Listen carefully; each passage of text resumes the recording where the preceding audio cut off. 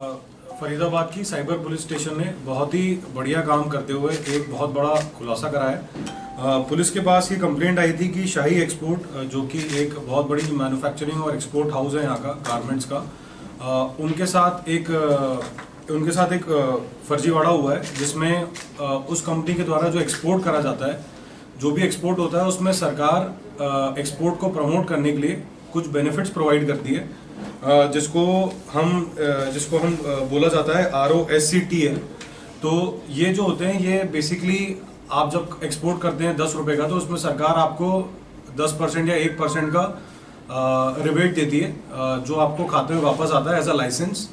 तो शाही एक्सपोर्ट के कुल करीब जो उन्होंने एक्सपोर्ट किया था, कुल 27 करोड़ के लाइसेंस थे, जो कि 154 लाइसेंस थे। और उनको एक्सपोर्ट जब उन्होंने करा था तो उनको सरकार ने ये रिबेट दी थी इतनी। तो उस लाइसेंस को किसी ने फर्जी डिजिटल सिग्नेचर उस कंपनी के बना के उसको एक ब्लैक कर्व नाम की कंपनी के अंदर ट्रांसफ़र किया था। तो जैसे ही ये ट्रांसफ़र हुआ था तो इसके रिगार्डिंग हमें पुलिस को सूचना मिली थी और इसमें हमने FIR दर्ज करी थी। और इसमें हमने टोटल अभी तक कुल 9 गिरफ्तारियां करी हैं, जिसमें मेन जो आदमी था जिसने DSC बनाई थी और जिसने गलत तरीके से DSC बनाई थी उसको, और जिन्होंने गलत डॉक्यूमेंट्स लगाए थे, और जो खुद हरीश आहूजा बन के जिसने अपना वीडियो अपलोड करा था DGFT की वेबसाइट पे, उस बंदे को भी हमने अरेस्ट करा है। तो इसमें टोटल हमने अभी तक 9 गिरफ्तारियां करी हैं, जिसमें से अलग अलग जगहों से गिरफ्तारी करी है। कुछ हमने दिल्ली से गिरफ्तारियां करी हैं, कुछ चेन्नई से करी हैं और कुछ बैंगलोर से करी हैं। तो इसमें हमने जितने भी लोग थे जो पूरे इस रैकेट में शामिल थे, सभी को हमने गिरफ्तार किया है। और इसमें हमने पूरा जो अल्टीमेटली बेनिफिशियरी थे जिनको ये चीज़ इसका बेनिफिट उठाना था, उनको भी हमने गिरफ्तार किया है। तो ये बड़ी ही अच्छी उपलब्धि रही है हमारी साइबर पुलिस की। सर, इसमें सभी लोग गिरफ्तार हो चुके हैं या अभी कुछ गिरफ्तारी बाकी है? देखिए, इसमें हमारे ऑलमोस्ट सारे क्रिमिनल्स ऐसे गिरफ्तार हो चुके हैं, लेकिन कुछ अभी ऐसी लीड्स और हैं जिसमें अभी हमें काम करना है, जिसमें अभी एविडेंस जुटाना है। और अगर उसमें कोई भी तफ्तीश बाकी है तो वो भी अभी इसमें तफ्तीश जारी है। लेकिन अभी शिकायत कब दर्ज हुई थी? शिकायत कब दर्ज हुई थी? जी, ये FIR दर्ज हुई थी हमारी 26/7 को 2021 में। ठीक है।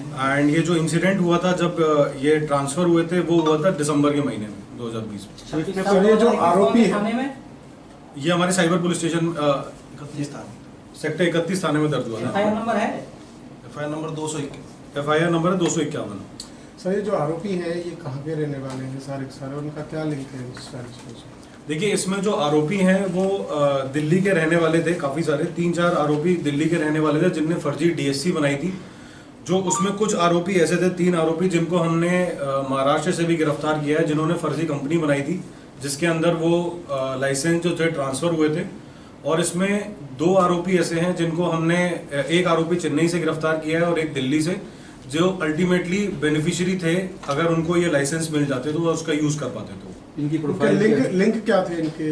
देखिए, इसमें इनका लिंक इस तरीके से था कि कुछ जो दिल्ली से हमने लोग गिरफ्तार किए हैं वो DGFT में एज अ क्लर्क या फिर एज अ कहीं ना कहीं जिनको बोलते हैं बिचौलिए थे, जो किसी भी कंपनी के, अगर उनको किसी भी कंपनी को एक्सपोर्ट करना था तो उसमें जो डॉक्यूमेंट्स रिक्वायर्ड होते थे तो वो उन डॉक्यूमेंट्स को बनाते थे। तो इनको कहीं ना कहीं सारी चीज़ें जो DGFT के अंदर चलती थी, इनको कहीं ना कहीं इन्फॉर्मेशन होती थी उसके बारे में, कैसे कागज़ बनाने हैं, कैसे फर्जी DSC बनानी है।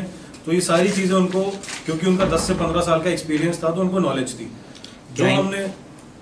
जो हमने सुरेश जैन है जिसको हमने चेन्नई से गिरफ्तार किया है, वो भी एक तरीके से जितनी भी एक्सपोर्ट कंपनीज हैं उनको कंसल्टेंसी प्रोवाइड करने का काम करता था, कि अगर उनको कोई एक्सपोर्ट से संबंधित या इंपोर्ट से संबंधित कोई कागजात बनाने हैं, कोई और परमिशन लेनी है, तो वो एज अ कंसल्टेंसी प्रोवाइड करता था। तो उसको भी इस पूरे बिजनेस के बारे में पूरी नॉलेज है। तो क्या इनसे कोई रिकवरी की गई है किसी तरीके? हाँ जी, कोई रिकवरी की गई है इनसे? देखिए, इसमें जो लाइसेंसेस 27 करोड़ के लाइसेंसेस थे शाही एक्सपोर्ट के, जो यूज़ करने वाले थे, लेकिन पुलिस की मदद से और हमारे प्रॉम्प्ट एक्शन से वो कहीं ना कहीं ब्लॉक हो गए और वो उसका यूज़ नहीं कर पाए। लेकिन हमारी तफ्तीश में ये चीज़ें आई हैं कि जिन्होंने फर्जी DSC बनाई थी दिल्ली में रह के, उन्होंने ऐसी और भी कंपनीज की DSC बनाई हुई है। तो एक तरीके से ये लोग सरकार को चूना लगा रहे थे कि सरकार की पॉलिसी के तहत जो उनको क्रेडिट मिलना था ताकि वो अगले अपने एक्सपोर्ट पे उसका बेनिफिट उठाए, वो लोग कहीं ना कहीं उसको इधर उधर करके गलत तरीके से बेच के उसका मुनाफा कमा रहे थे और सरकार को नुकसान पहुंचा रहे थे। इनका पहले भी कोई रिकॉर्ड रहा है जी ऐसे क्राइम में, इसी तरह के ठगी में कोई रिकॉर्ड खंगाला है अभी तक? देखिए इसमें जो ललित जैन है, सुरेश जैन, उनका कनेक्शन दिल्ली के कुछ केसों में मिला है और दिल्ली में जो सुरेश जैन है उनको प्रोडक्शन वारंट पे भी लिया गया है एक केस में। तो इनका पास्ट रिकॉर्ड क्रिमिनल एक्टिविटीज का रहा है कहीं ना कहीं। इनका मास्टरमाइंड कौन है? और आपने इसमें 9 बता रहे हैं, इसमें 10 लोगों के नाम। देखिए हाँ, टोटल 10 गिरफ्तार हो चुके हैं इसमें। और इनका मास्टरमाइंड हम बोलेंगे कि एक तरीके से मनीष कुमार था जो यहाँ पे बैठ के फर्जी डीएससी बनाता था, तो वो था। और अल्टीमेटली जो बेनिफिशियरी था वो सुरेश जैन और ललित जैन थे, जिनको ये जो ट्रांसक्रिप्ट थे 27 करोड़ के वो सस्ते में मिलने वाले थे। तो उनको भी ये चीज़ पता थी कि हम ना कहीं चोरी का माल ही हम यूज़ कर रहे हैं। पढ़े लिखे कितने हैं ये कुछ है? ऑलमोस्ट सारे ही 12th पास हैं इसमें। सुरेश जैन इसमें आईटी पास थे और इसमें एक सीए भी थे, ललित जैन। तो वेल एजुकेटेड थे ये लोग, और क्योंकि इनके पास एक्सपीरियंस था वहाँ काम करने का डीजीएफटी में अच्छा, तो उसने इस एक्सपीरियंस का गलत तरीके से यूज़ किया।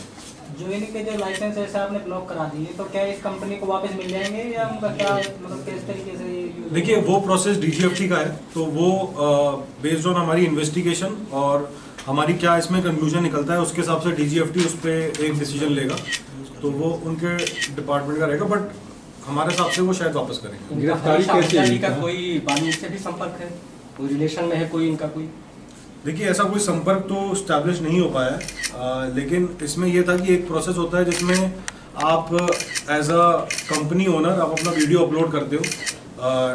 नहीं डीसीपी साहब, मैं ये कहना चाह रहा हूँ कि हरीश आहूजा जी का कोई परिवार में कोई रिलेशन कोई बॉलीवुड से भी है क्या? कोई लिंक है इनका बॉलीवुड से? देखिए जो इन्फॉर्मेशन अभी आई है उसमें उनका सोनम कपूर जो एक्ट्रेस है उनका रिलेशन है, उनके रिलेटिव हैं ये। तो ये चीज़ अभी इसमें सामने आई है। अच्छा, इनकी गिरफ्तारी कैसे हुई? कहाँ कहाँ दर्ज किया आपने? किस तरह से क्या ट्रैक करा आपने? देखिए इनकी गिरफ्तारी हमारी मैंने जैसे कि पहले ही बताया, दिल्ली से भी हुई है, कर्नाटका से भी हुई है और चेन्नई से भी हुई है और मुंबई से भी हुई है। तो हमने क्योंकि इसके लिंक्स अलग अलग जगह थे, कंपनी कहीं और बनी थी, यूज़ कहीं और हो रही थी, कंसल्टेंसी कहीं अलग जगह से मिल रही थी, तो ये सारा लिंक इनका था जिसको हमने धीरे धीरे करके एक एक करके ब्रेक करा। और ये इन्वेस्टिगेशन ऑलमोस्ट 3 से 4 महीने काफ़ी एक्टिवली चली है। तो इसमें ये था कि हमारे सीपी सर ने भी हमें मार्गदर्शन देते हुए इसमें एक नई एसआईटी गठित करी थी आज से 3 महीने पहले, जिसमें हमने काफ़ी अच्छे से काम करते हुए सबको गिरफ्तार किया।